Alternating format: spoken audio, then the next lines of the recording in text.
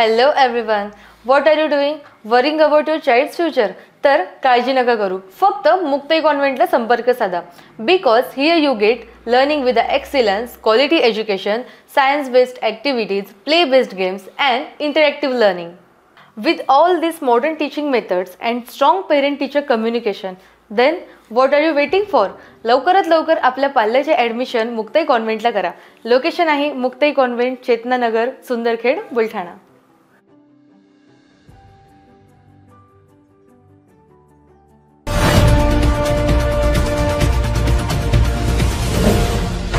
City news वसा जनसेवेचा.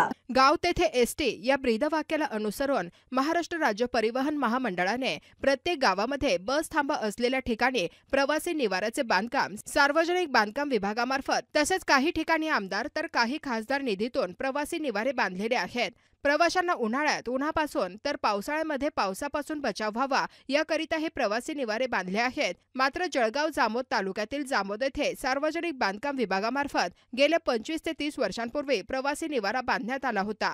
या प्रवासी निवाऱ्याची काही दिवसातच अतिशय दुर्दशा झाली असून प्रवासी निवाऱ्याच्या भिंती सुद्धा तुटफूट होऊन गायब झाल्या होत्या.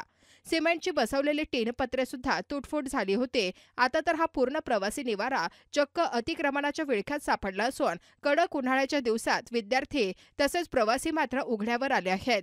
असे विदारक चित्र सध्या आहे. सार्वजनिक बांधकाम विभागाने लक्ष देऊन सर्वसामान्य प्रवासी नागरिकांची समस्या तत्काळ सोडण्याची मागणी केली आहे. जामोद बसस्टँड येथे गेले 10 ते 15 वर्ष झाले इथं प्रवासी निवाऱ्याची कोणत्याही प्रकारे प्रवाशांची व्यवस्था नाही.